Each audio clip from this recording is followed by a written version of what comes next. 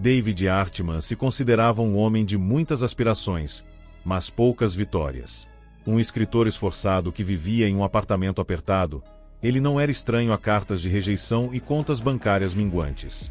A centelha criativa que antes alimentava seus sonhos de se tornar um autor de best-sellers havia diminuído, deixando-o inquieto e desesperado por inspiração. Foi durante um de seus passeios sem rumo pela cidade que ele tropeçou em um mercado de pulgas escondido em um beco estreito. O mercado era um labirinto de barracas desorganizadas, cada uma cheia de bugigangas esquecidas e memórias desbotadas. A atenção de David foi atraída para um diário empoeirado, encadernado em couro, sobre a mesa de um vendedor.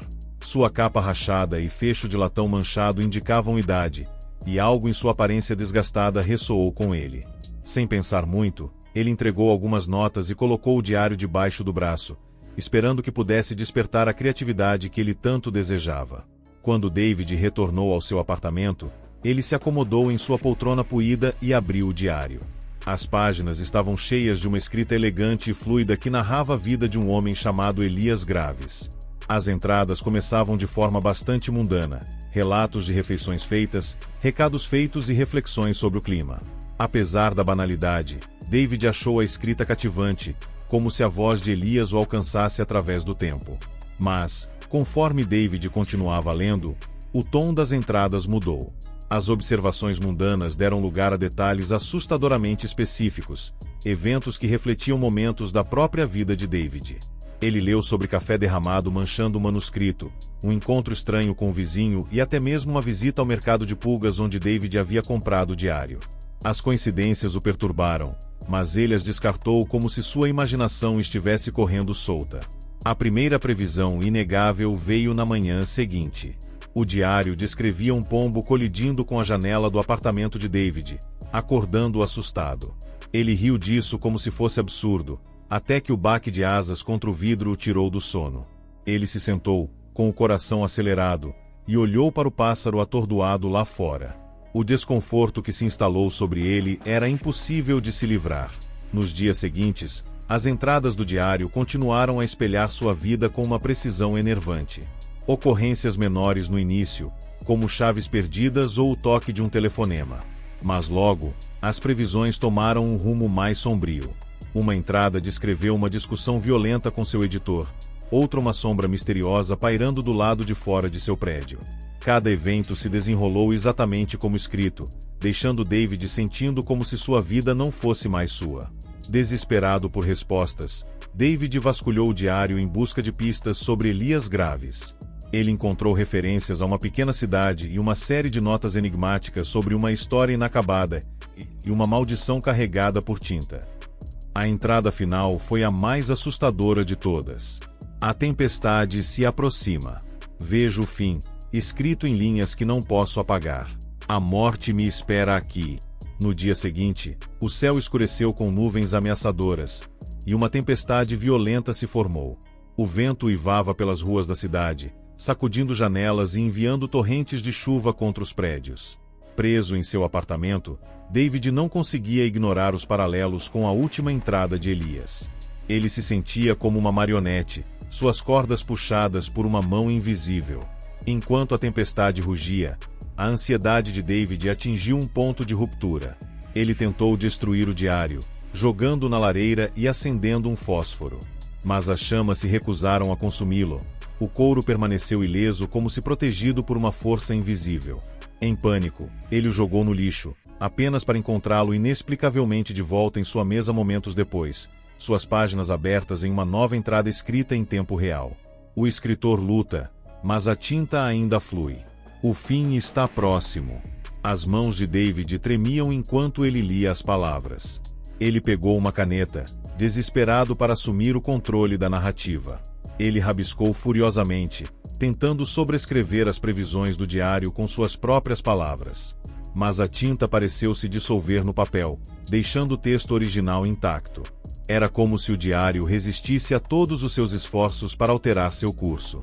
Determinado a entender suas origens, David recorreu à internet e aos arquivos da biblioteca, procurando por qualquer menção a Elias Graves. Ele descobriu uma série de artigos detalhando a vida trágica de um escritor recluso que havia desaparecido décadas atrás em circunstâncias misteriosas. Elias era conhecido por seus diários prolíficos, que registravam cada detalhe de sua vida. Segundo a lenda, seu último diário foi encontrado em sua casa vazia, aberto na última entrada. As palavras me consomem. Eu sou a tinta. Eu sou a página. A respiração de David acelerou enquanto ele juntava a verdade. O diário não era apenas um registro da vida de Elias. Era uma armadilha, um recipiente para uma força malévola que se alimentava de criatividade e desespero. Ao escrever sua própria morte, Elias involuntariamente passou a maldição para qualquer um que ousasse abrir o diário. A tempestade se intensificou, o vento gritava como um ser vivo. O apartamento de David parecia menor, as paredes se fechando enquanto ele percebia que as previsões do diário o estavam levando ao mesmo destino de Elias.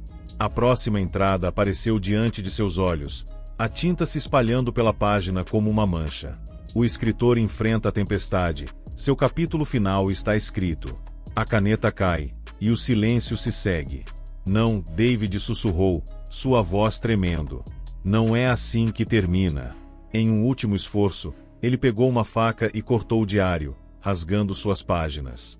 Mas em vez de destruí-lo, os fragmentos rasgados se remontaram, as palavras se reorganizando em novas frases. A tinta não pode ser apagada. A história será contada. Frustrado e aterrorizado, David percebeu que não poderia lutar contra o diário sozinho. Ele procurou uma historiadora literária que conheceu anos atrás, doutora Evelyn Markham, que era especialista em artefatos amaldiçoados e folclore sobrenatural. Quando ele explicou sua situação, Evelyn ficou cética no início, mas concordou em visitá-la. Evelyn chegou quando a tempestade atingiu seu pico. Ela examinou o diário cuidadosamente, com a testa franzida. Este não é apenas um diário, disse ela. É um recipiente. Um canal para algo antigo e faminto. Ele se alimenta de criatividade, atraindo escritores para sua teia e transformando suas próprias palavras contra eles. Como podemos pará-lo? David perguntou, desespero em sua voz. Evelyn hesitou. Se o diário está ligado a Elias Graves, precisamos cortar a conexão. Sua história inacabada é a chave. Se conseguirmos completá-lo, poderemos quebrar o ciclo. Juntos, eles se debruçaram sobre o diário e os fragmentos da vida de Elias que David havia descoberto. A história inacabada sugeria um protagonista que desafiou o destino, reescrevendo seu destino com coragem e sacrifício. Usando as pistas que Elias havia deixado para trás, David e Evelyn criaram um final, suas mãos tremendo enquanto escreviam as linhas finais. A tinta desaparece. A história termina. O escritor está livre. No momento em que terminaram, o diário estremeceu violentamente, suas páginas brilhando com uma luz sobrenatural. A tempestade lá fora cessou abruptamente, o silêncio quase ensurdecedor. Quando David abriu o diário novamente, suas páginas estavam em branco, a tinta sumiu. A maldição havia sido levantada. David e Evelyn ficaram sentados em silêncio atordoado, o peso de sua provação se acomodando sobre eles. Pela primeira vez em semanas, David sentiu um vislumbre de esperança.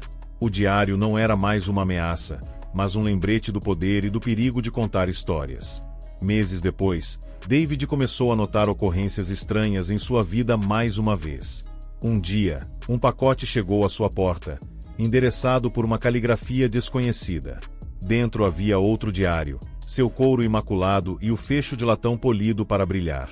Um bilhete estava em cima dele, escrito em uma caligrafia limpa e circular. Você terminou uma história. Mas as histórias nunca terminam de verdade.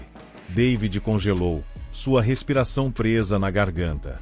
O diário parecia mais pesado do que deveria, o ar ao redor dele espesso de antecipação.